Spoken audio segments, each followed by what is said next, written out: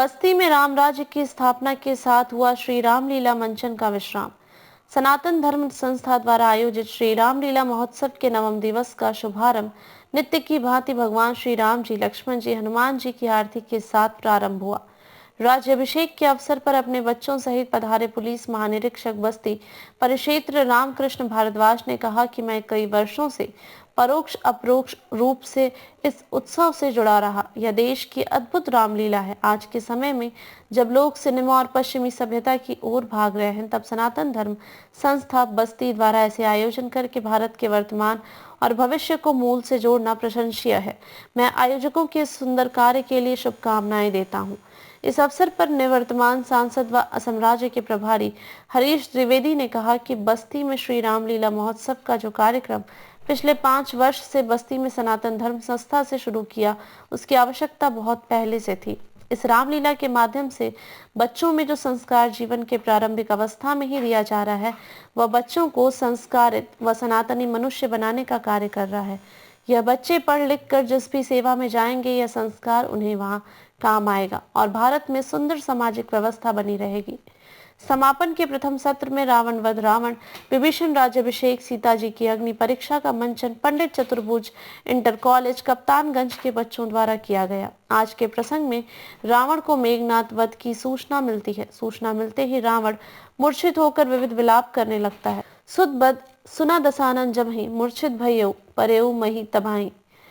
फिर रावण अपनी सेवा को ललकारते हुए आदेशित करता है कि कोई भी सैनिक रण क्षेत्र से अपनी पीठ दिखाकर नहीं भागेगा, जो भागेगा वह मारा जाएगा। जैसे ही रावण अपने रथ पर सवार होकर राणा क्षेत्र में आता है और एक तरफ से प्रभु राम की सेना के बंदर भालुओं को मारना काटना प्रारंभ कर देते हैं, राम दल में हाहाकार मच जाता है। इधर रावण के विरुद्ध श्री राम को पैदल देख विभीषण चिंतित होते हैं। तभी प्रभु उनकी चिंता को देखते हुए बोलते हैं कि विभीषण, जिससे जय होती है वह रथ दूसरा ही है, शौर्य और धैर्य उसे रथ के पहिए हैं, सत्य और सील उसकी मजबूत ध्वजा और पताका है, बाल और विवेक, दाम और परोपकार यह कर उसके घोड़े हैं, जो क्षमा, दया और समता रूपी डोरी से रथ से बंधे हुए हैं। इधर लक्ष्मण प्रभु से आज्ञा प्राप्त कर रावण को ललकारते हैं। रावण अपने पुत्रों के वध करने वाले लक्ष्मण को सक्षम प्रकार अत्यंत क्रोधित हो भाव बोल देते हैं कि दोनों में भयंकर युद्ध होता है। लक्ष्मण को भारी पड़ता देख रावण ब्रह्म शक्ति का प्रयोग कर लक्ष्मण को मूर्छित कर देते हैं।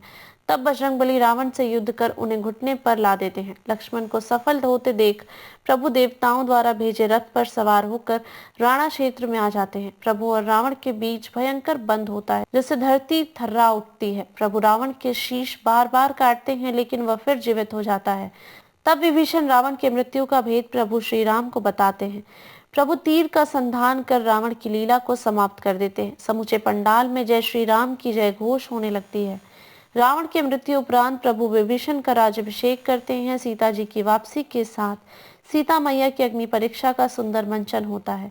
आज आरती में मुख्य रूप से doctor Ashwini Singh, Sitaram, Durga Prasad Tiwari, Anil Tiwari, Dinesh Mishra, Ashok Mishra, Sanjay Singh, doctor captain मिश्र, रंजना अग्रहरी, राजेश मिश्र, लता सिंह, शालिनी मिश्रा, सरिता शुक्ला, रघुवर पांडे, त्रिगुणी नारायण त्रिपाठी, आदित्यनाथ पांडे, कमलेंद्र पटेल, अरुण मणि त्रिपाठी, डॉक्टर कंचन माला त्रिपाठी आदि सम्मिलित हुए। दूसरे प्रसंग के मंचन में आज प्रभु श्री राम की अयोध्या वापसी, भरत मिलाप, राम राज्याभिषेक व पुरजन उपदेश का मंचन ड्रीमटी इंटरनेशनल स्कूल के बच्चों द्वारा किया जाता है।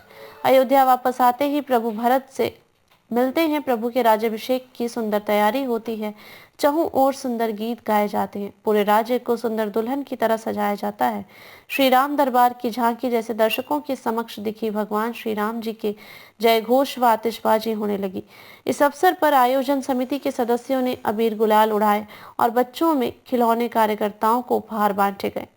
प्रभु सिंहासन पर आसीन होते हैं। शस्त्रों के तरीके से प्रभु का राज्याभिषेक होता है।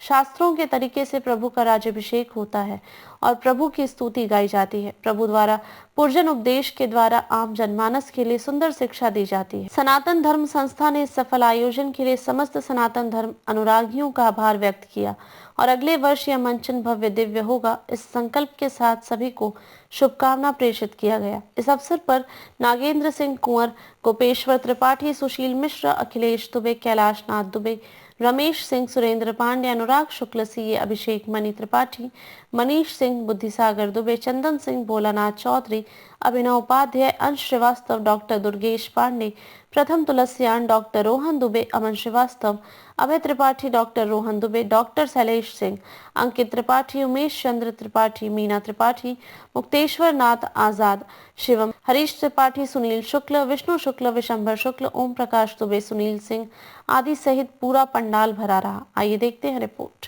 धन्यवाद। इस पवित्र रामलीला महोत्सव में यहां उपस्थित बस्ती के आईजी श्रीमान रामकृष्ण भारद्वाज जी,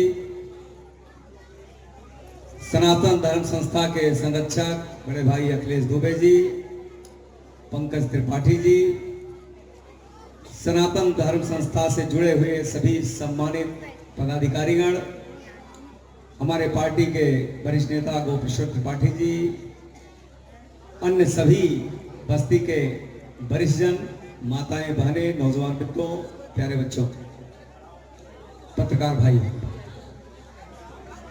अभी आईजी साहब ने इस कार्यक्रम के बारे में और सनातन धर्म संस्था के द्वारा